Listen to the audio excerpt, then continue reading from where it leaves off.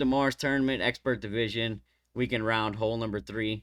Here we're going to be playing a Guardian backspin shot using a Luminary type ball, P5, side spin 2 plus, wind 3.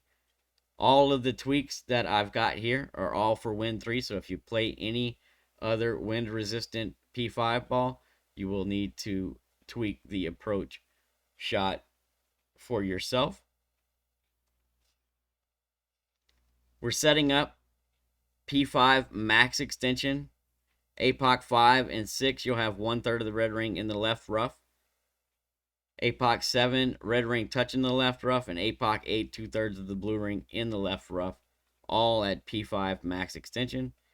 The adjustment for the drive is P5 plus 10%, max numbers, 5 top spin, 2 left spin. No push up. It's APOC 5 left curl, full overpower. Sometimes you're going to pull slightly into overpower. Sometimes you'll pull right along the max line like I'm doing here. And sometimes you'll pull a tailwind down into the bunker.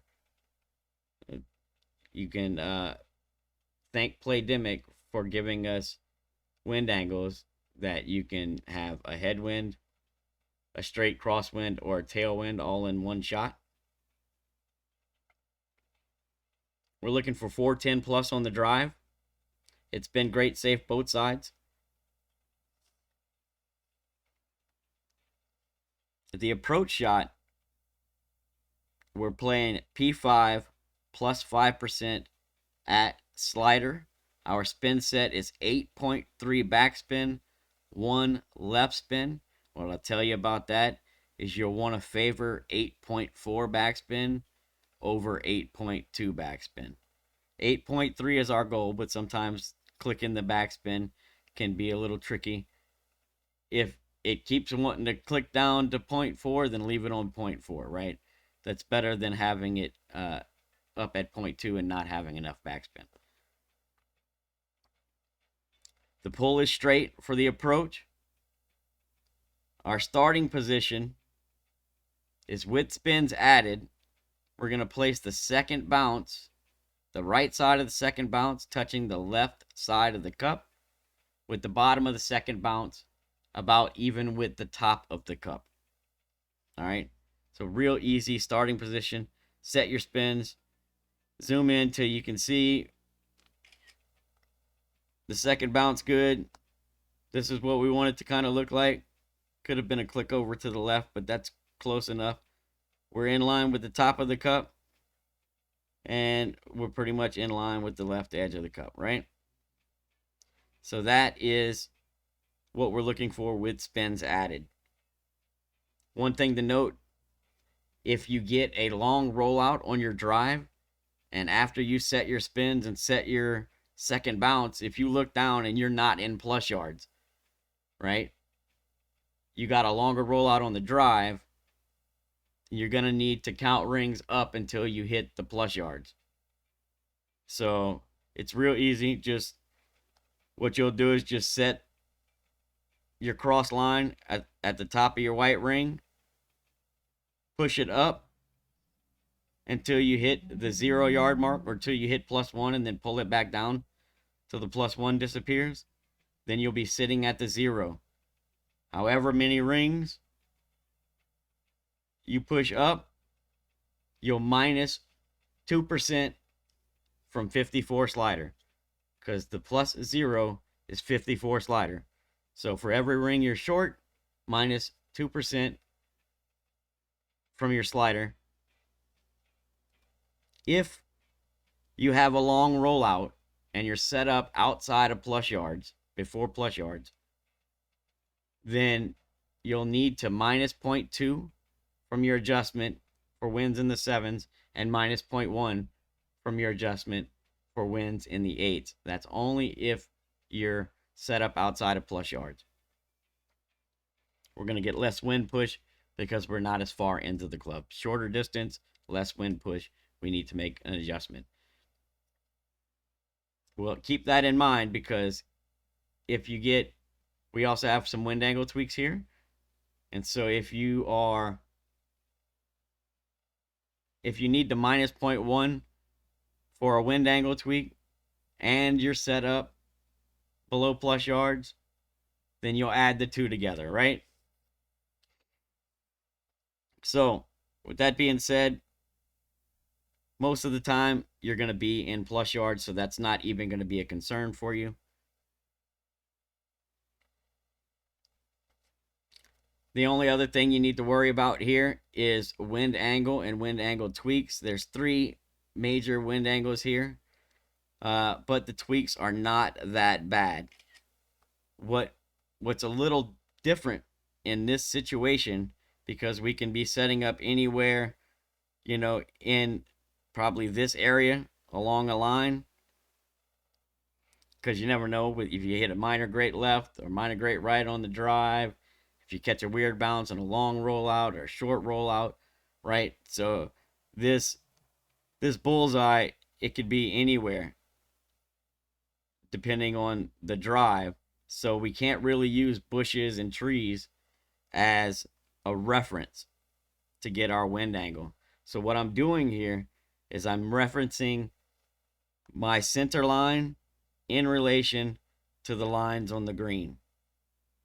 Okay? Because we always have those lines no matter what. So this we can use when we don't have other reference points, or when our landing position on the first bounce changes. So basically what I'm going to look at is from the bullseye, where my line starts, and then I'm going to look at the top of the white ring. And so say in this situation, right, my bullseye is basically on this line, right? So when I get to the white ring, I'm just slightly more than one line over, right? So my bullseye is running along through this line, and then when my center line meets the top of the white ring, I'm one square to the right, right? You got to use these references. So this here is your tailwind angle. This wind angle doesn't require any tweaks. All right. So if you're roughly one square this way from center to the top of the white ring, you're in the tailwind angle. You don't need any tweaks. There's another wind angle that will have you pulling almost one square in this direction off center, right? But it's about the distance between here and here is about a little over a quarter of a square. This wind angle is the crosswind angle, right? So basically we got this wind angle, we got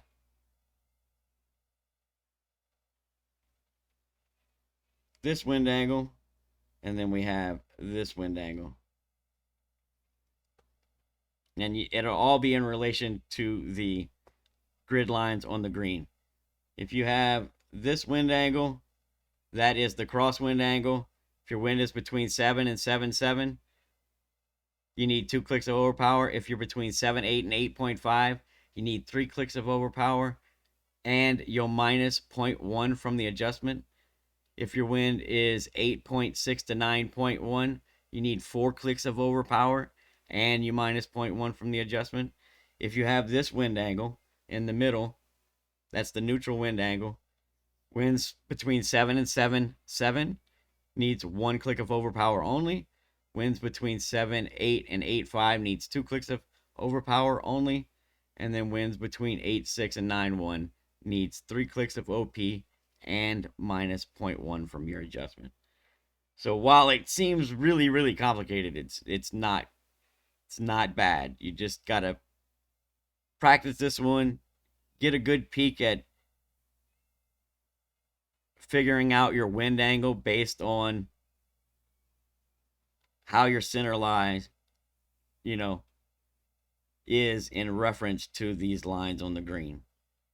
That's basically the only way we can get a true, uh, wind angle on an approach shot with a reference. Otherwise, because everything else moves or changes.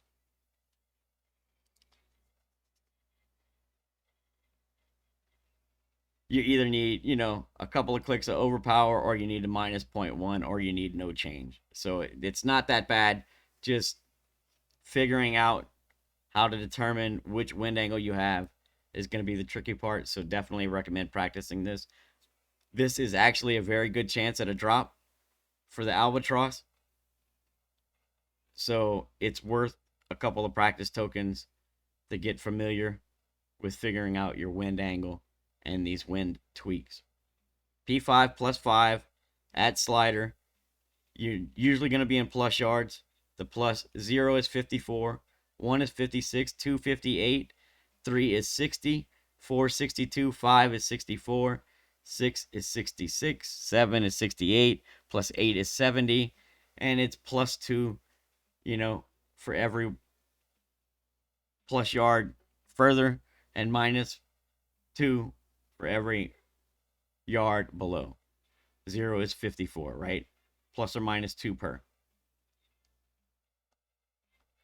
That being said, I know it's been a long explanation, but it's a different way of trying to determine wind angles on an approach shot where the first bounce changes. So, like I said, if you get these tweaks sorted, you should have a very good chance at dropping this. So if anything, you want to pull this straight, but if anything, I would favor a slight 59 flicker versus a 1201 flicker. So good luck. I hope you guys get the drop. Practice this a couple times, and we'll catch you on the next hole.